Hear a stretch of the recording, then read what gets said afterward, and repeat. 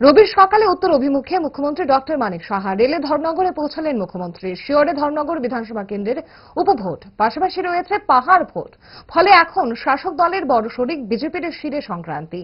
উত্তর জেলার দলীয় পদাধিকারী সহ জেলার সমস্ত মন্ত্রী বিধায়কদের ডাকা হয় দলের উত্তর কার্যালয়ে। সেখানে মুখ্যমন্ত্রীর নেতৃত্বে বসে দলের জেলা কমিটির নির্বাচনী সাংগঠনিক বৈঠক। ধর্মনগর বিধানসভা কেন্দ্রের উপভোটে দলীয় প্রার্থী জয়ন্ত চক্রবর্তীকে রেকর্ড সংখ্যায় জয়ী করার অঙ্গীকার নিয়ে দলীয় কর্মীদের ময়দানে ঝাঁপানোর নিদান রাখা হয়েছে সাংগঠনিক বৈঠকে।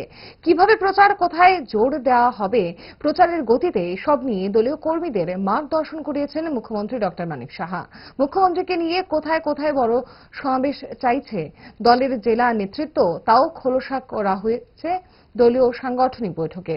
অপরদিকে টার্গেটে রয়েছে পাহাড় ভোট। দলের সাংগঠনিক জেলার আওতায় প্রচারের ঝাঁজ কোন স্তরে শুরু হবে তাও আজ বৈঠকের ছকে নেওয়া হয়েছে বলে দলীয় সূত্রের খবর। সব মিলিয়ে ধর্মনগর উপভোটকে ঘিরে জেলা বিজেপির সাংগঠনিক স্তরে জোয়ার তুলে দিয়েছেন মুখ্যমন্ত্রী ডক্টর মানিক সাহা। বৈঠকের পর টিম বিজেপি চাঙ্গা, এবার ময়দানে ঝাঁপাচ্ছে জেলা বিজেপি।